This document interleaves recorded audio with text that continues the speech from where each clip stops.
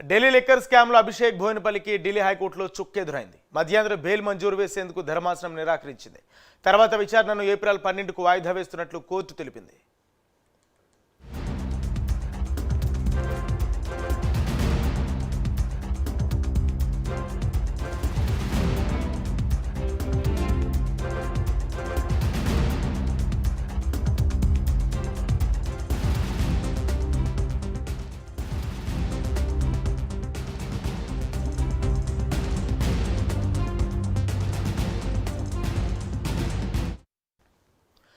Delhi liquor స్కామ్లో అభిషేక్ బోయినపల్లికి ఢిల్లీ హైకోర్టులో చుక్కెదురైంది. మధ్యంతర బెయిల్ మంజూరు చేసేందుకు ధర్మాసనం నిరాకరించింది.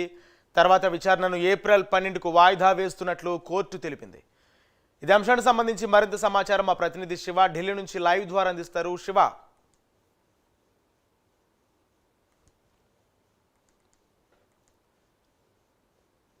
ఢిల్లీ హైకోర్టులో ఈడీ ఢిల్లీ లిక్కర్ స్కామ్ సంబంధించి మనీ లాండరింగ్ కేసు సంబంధించి అభిషేక్ బోయినపల్లి ఢిల్లీ కోర్టును ఆశ్రయించారు. మధ్యంతర బెయిల్ మంజూరు చేయాలంటూ ఈడీ అధికారులు నుంచి మనీ లాండరింగ్ కేసులో బెయిల్ మంజూరు చేయాలంటూ మధ్యంతర పిటిషన్ దాఖలు చేశారు. దీనిపై ఈ రోజైతే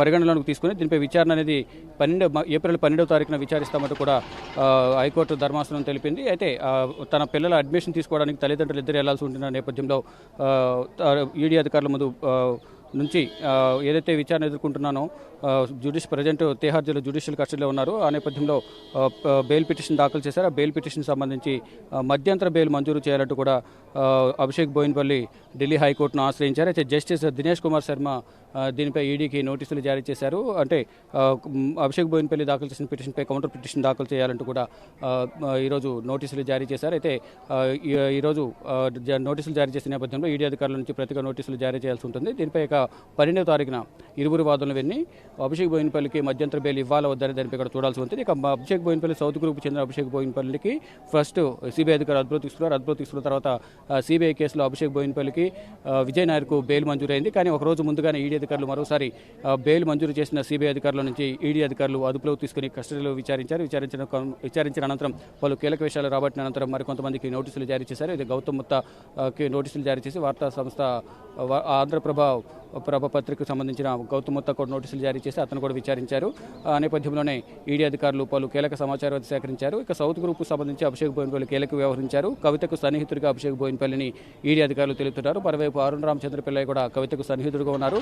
ఒక లిక్కర్ పాలసీ సంబంధించి లిక్కర్ స్కామ్ సంబంధించి కీలకంగా వ్యవహరించారు అభిషేక్ బోయినపల్లి, విజయ్ నాయర్, ఇటు అరుణ్ రామచంద్ర పిల్లై, గోరంట్ల బుచ్చిబాబు కూడా కీలకంగా వ్యవహరించారంటూ కూడా ఈడీ అధికారులు తెలుపుతున్న పరిస్థితి. అయితే ప్రజెంట్ బెయిల్ మంజూరు చేశారు కాబట్టి మధ్యంతర బెయిల్ లభిస్తుందా లేదా అనేది కూడా 12వ తారీఖున విచారణలో తెలిసే అవకాశం ఉంది. దానికి ప్రతిగా కూడా ఈడీ అధికారులు కౌంటర్ పిటిషన్ దాఖలు చేస్తారు. దాఖలు చేసిన తర్వాత ఇరువురు వాదులు విన్న తర్వాత కోర్టు ఢిల్లీ హైకోర్టు తీర్పు వెలువరించినది 12వ తేదీన చూడాలి. మరి అభిషేక్ బోయినపల్లికి బెయిల్ వస్తుందా లేదా అనేది. మరోవైపు కవిత ఈరోజు ఈడీ విచారణకు హాజరయ్యారు. ఉదయం 11 గంటలకు ఈడీ కార్యాలయానికి చేరుకున్నారు. ఈడీ కార్యాలయం చేరుకుని విచారణ ఎదుర్కొంటున్నారు. ప్రజెంట్ మనం ఈడీ కార్యాలయం వద్ద ఉన్నాం.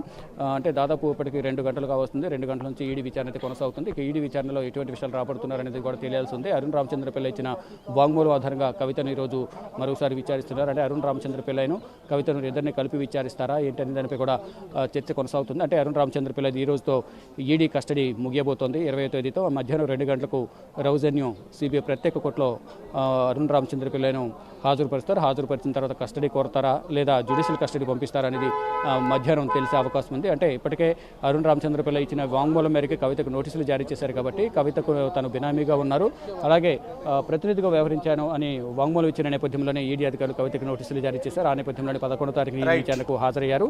ఇక 16వ తారీఖున ఈడీ విచారణకు హాజరు కాకుండా ఆవిడ లేఖను పంపించిన పరిస్థితి. ఈరోజు విచారణకు హాజరయ్యారు. ఇక విచారణలో ఏం కొనసాగుతుంది, ఈ విచారణ ఏ విధంగా జరగబోతుంది అనేది కూడా తెలియాల్సి ఉంది.